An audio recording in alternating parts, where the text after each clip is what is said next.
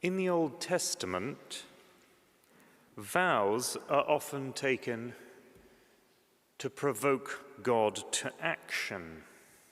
You can think of Jacob very early on in the Old Testament in Genesis 28, who, having seen his vision of the angels ascending and descending, says, if I get back to my homeland and if all this good happens to me and you guide me, then you will be my God and I will worship you. There's a condition. One does one's part with one's vow, and God is meant to do his. In another way, God appears then as one to whom vows are paid because he gets things done. This is what comes across in the Psalms. It's a sign of devotion to God to say, well, I think you, God, are the trustworthy God. You're the one who fulfills vows, so I'm going to pay my vows to you, the implication being, and not to another God. It's perhaps in the manner of the Psalms that I've mentioned before, of projecting the image of God that we want in order for that to be true.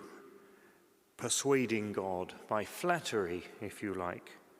A sign of devotion to God, a real devotion, sincere devotion, but one that is devotion to God because he's trusted enough to be the God who fulfills, who gets things done. Maybe it's in this context we should perhaps understand why Jesus seems not to be so keen on vows or oaths. It's in his famous Sermon on the Mount. You have heard that it was said, you shall not swear falsely, but pay your vows to the Lord. But I say to you, do not swear at all. The vows that we make as religious, we make as Dominicans, don't seem to be about that. Rather, the vows that we make that make us Dominicans, that join us to the order whose brothers and sisters we celebrate today as having completed their journey, these vows are about committing oneself to a way of life as a response to God's love. So it's coming in the different direction from a vow that is trying to provoke God into action. It's because God has taken action that the vows are made. So in other words, we make vows as a Dominican because this is how God chooses to love us. It's how we are to receive the grace of his salvation in Christ.